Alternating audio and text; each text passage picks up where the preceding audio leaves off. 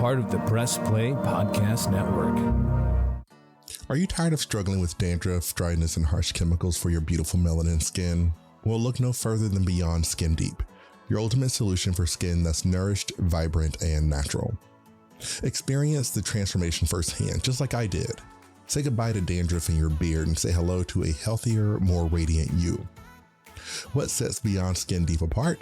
It's not just a product, it's a commitment to your skin's well-being. Their environmentally friendly approach brings you the power of all natural ingredients, ensuring your skin feels revitalized without any greasy residue. And the best part? It actually works. Gone are the days of relying on harsh chemicals, medicated shampoos, and creams that just don't deliver. With Beyond Skin Deep, you're choosing a path that's gentle on your skin and the planet. You can find their amazing products on Amazon, Walmart, and itsbeyondskindeep.com. That's itsbeyondskindeep.com. Again, it's beyondskindeep.com. Elevate your skincare routine to new heights. Choose Beyond Skin Deep, where the journey to healthier, more vibrant skin begins. Your skin deserves the best, and Beyond Skin Deep delivers it naturally. Chapter 21, The War on Drugs and a Way Forward, Part 2. Book 6, Health in the Shadows. Within the narrative of the war on drugs, a chapter unfolded that casts a spotlight on the often overlooked but deeply consequential health aspects of this multifaceted conflict. This chapter delved into the health disparities and challenges faced by individuals and communities, particularly within Black populations. At its core, the war on drug was framed as a response to substance abuse and addiction. Yet, as the conflict unfolded, it became increasingly evident that addressing substance abuse was not simply a matter of law enforcement. It was a complex health issue. The prevalence of substance abuse, including the use of illicit drugs, prescription medications, and alcohol, varied across communities. But its consequences were deeply felt. Black communities, like many others, grappled with the devastating effects of addiction. Substance abuse had far-reaching implications for mental and physical health, family dynamics, and overall well-being.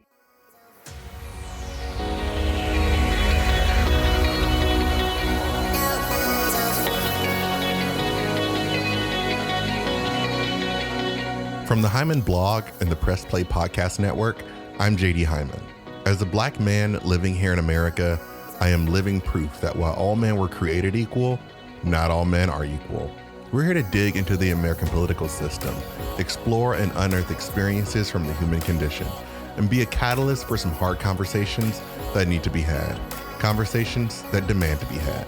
No matter what brought you here, I'm glad you came. Once again, my name is JD, and this is the Hyman Podcast.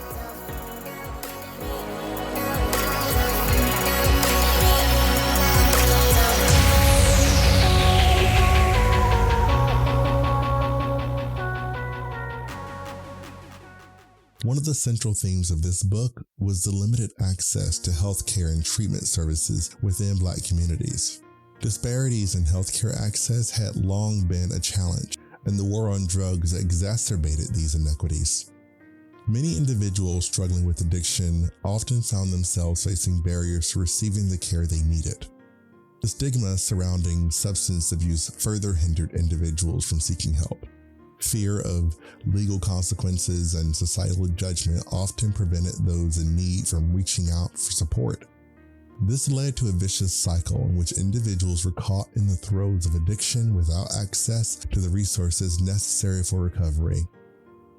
The mental health toll of substance abuse and the drug war's punitive measures cannot be overstated. Many individuals face not only addiction, but also the emotional distress and trauma associated with arrest, incarceration, and the disruption of families and communities. Moreover, the heavy-handed law enforcement tactics used in the war on drugs, such as stop and frisk, contributed to mistrust and anxiety within Black communities. The constant fear of being targeted by law enforcement took a toll on mental well-being, adding to the burden of those already struggling with addiction. In recent years, the specific health crisis, the opioid epidemic, has taken center stage within the broader narrative of the war on drugs. Opioid addiction, driven by the overprescribing of pain medication, hit communities across the nation hard, affecting individuals of all backgrounds. The opioid epidemic, while affecting a broad spectrum of society, also highlighted the importance of viewing substance abuse as a health issue.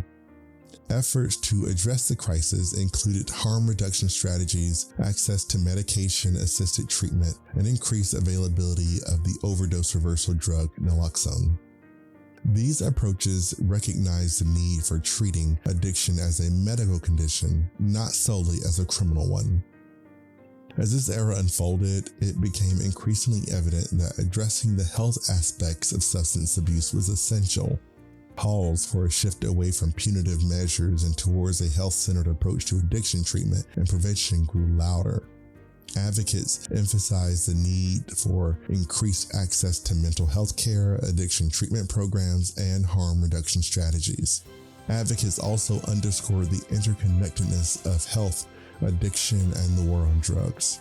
It served as a reminder that the impact of this conflict reached beyond the realm of criminal justice. It touched the very core of individuals' physical and mental well-being and highlighted the urgent need for comprehensive and compassionate solutions. Book 7: Policing Practices and Perceptions. In the unfolding narrative of the war on drugs, the pivotal role of policing practices and the profound impact of these practices on communities, particularly with Black neighborhoods.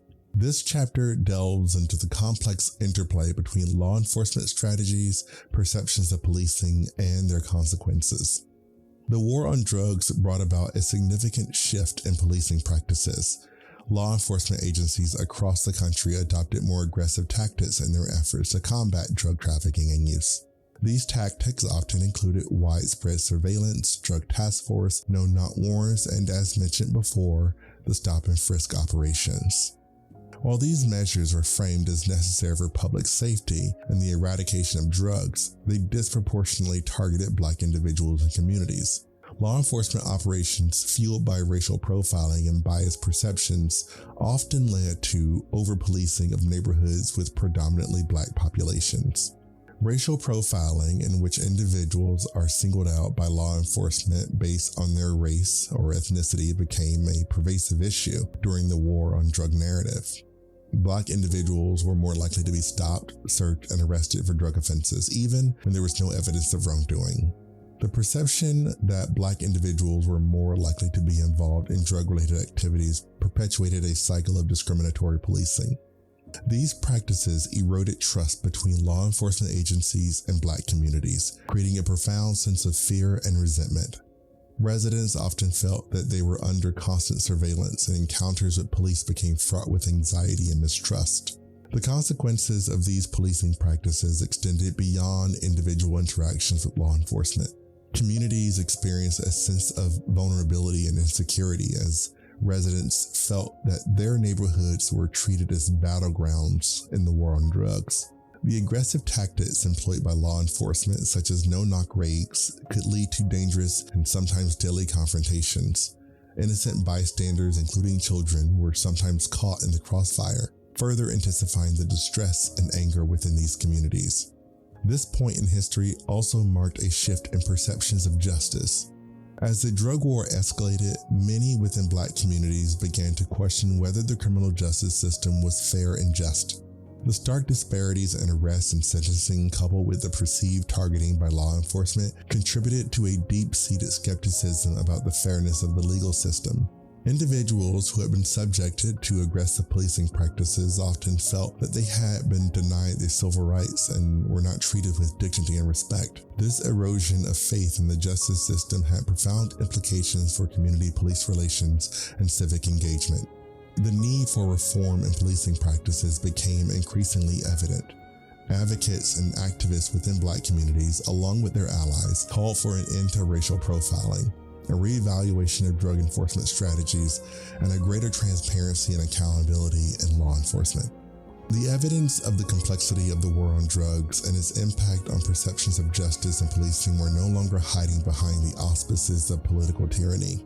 It served as a catalyst for discussions on reforming law enforcement practices, addressing systemic racism within police departments, and rebuilding trust between communities and the police. What's up, everyone? Chase Smith here, host of the Chase Smith podcast, and my podcast reflects who I am. My hobbies, my interests, my passions, my curiosities, my careers, my questions, and my family.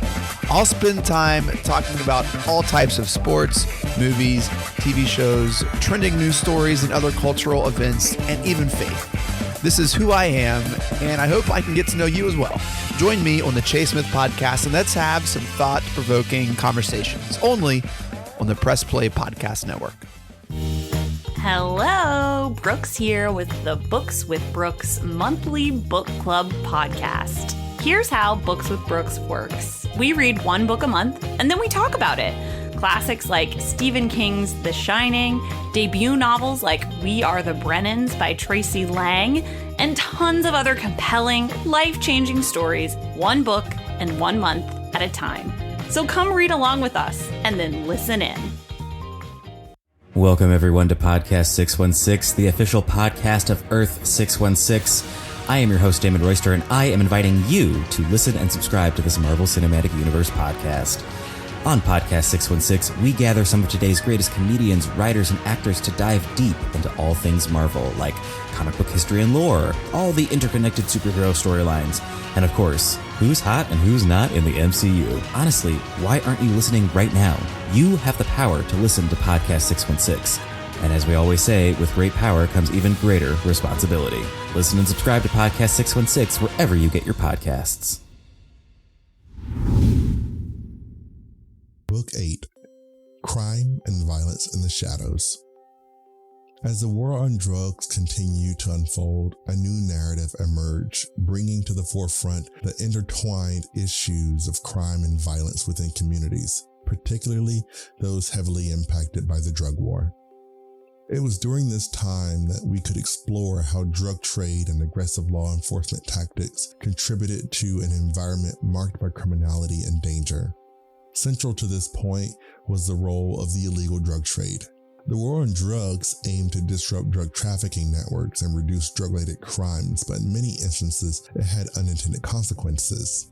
The illicit drug market, driven underground by police enforcement efforts, often led to increased violence and crime as various players competed for control and territory. Communities, especially those with predominantly Black populations, found themselves caught in the crossfire of drug-related violence. Shootouts, turf wars, and drug-related homicides became all too common. Residents faced the daily threat of violence, often fearing for their safety and the safety of their loved ones. The drug trade's allure extended to vulnerable youth and underserved communities. Gangs and criminal organizations offered a sense of belonging, economic opportunity, and a semblance of power to young individuals who saw few other prospects for success. The allure of quick money through drug involvement and the pursuit of status within these organizations drew in many young people. The result was a never-ending cycle of youth involvement in drug-related crime, often leading to arrests, imprisonment, and a perpetuation of the problem across generations. Young people ensnared in this cycle faced not only the threat of incarceration, but also the risk of injury or death as they became embroiled in criminal activity. As drug-related crime and violence continued to escalate, communities found themselves in a state of crisis. The very fabric of these neighborhoods were torn apart, with residents living in fear and despair. The presence of violence and crime limited economic opportunities, hindered educational attainment, and further deepened the cycle of poverty. Moreover, the criminalization of drug offenses and aggressive law enforcement tactics added to the turmoil. Residents, particularly young Black men, often found themselves disproportionately targeted for arrest and imprisonment, perpetuating a sense of injustice and mistrust in the criminal justice system. This served as a stark reminder that the war on drugs was not solely a battle against substance abuse. It was a multifaceted conflict with far-reaching societal consequences. The cycle of crime and violence exacerbated by the underground drug trade and aggressive law enforcement had devastating effects on communities. In response, calls for comprehensive solutions grew louder. Advocates and community leaders emphasized the need for a holistic approach that addressed not only drug addiction, but also the root causes of violence and crime. These calls called for investments in community-based initiatives, youth programs, and economic opportunities to break the cycle of criminality and violence. While the losing war on drugs still wages on to this day, the impact it has had on the American way of life, particularly the Black American way of life, has been fractured in many ways that many believe cause irreparable damage. And you know, they aren't completely wrong. And while the causes of the drug epidemic seem murky at best, a clear picture can be drawn to some degree. People were hurting in unimaginable ways and they needed a way out. Well, now they need a way forward. And the only way we're going to get there is the same way we got to where we are now. War. War against politicians who serve no purpose but to strive to keep the old ways alive. War against the big pharmaceutical companies who profit from the strife and pestilence they continue to drive into our communities. War against the never-ending cycle of drugs and mass incarceration, and a war against the people who fail to see the true devastation caused by the drug war in the first place. As said in the Latin, "Si vis pacem para bellum," which translates, if you want peace, one must first prepare for war. My name is JD Hyman. This is the Hyman Podcast. I'll see you next time.